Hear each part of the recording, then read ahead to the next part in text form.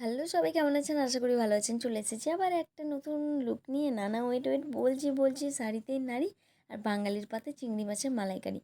তো চলুন শুরু করা যাক চটজলদি একটা রেসিপি। তো এখানে নিয়ে নিয়েছি একটা নারকেল আর নিয়ে নিয়েছি এখানে চিংড়ি মাছ।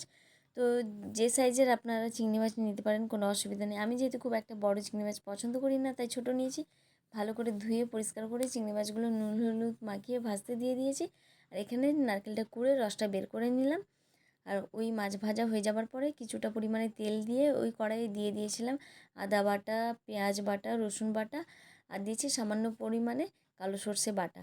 কালো সর্ষে দিলে কিন্তু দুর্দান্ত টেস্ট হয়।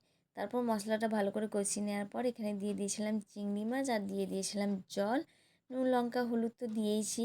আর তারপর কিছুক্ষণ ফুটে যাওয়ার পরে দিয়ে দিলাম নারকেল যে রসটা বের করে রেখেছিলাম সেটা দিয়ে দিয়েছি।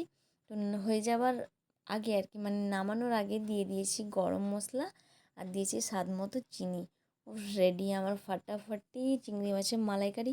তো এত কষ্ট পরিশ্রম করার পরে যখন ফিডব্যাক পাই যে না সত্যি রান্নাটা ভালো হয়েছে কেউ বলে, তখন কোথায় যে কষ্টগুলো হারিয়ে যায় কি বলবো আর। খুব ভালো লাগে। তো আপনারা অবশ্যই ট্রাই করে দেখবেন। দুর্দান্ত খেতে হয়েছিল। যারা খেয়েছে তারাই বলেছে, আমি না। তো আজকের মতো টাটা।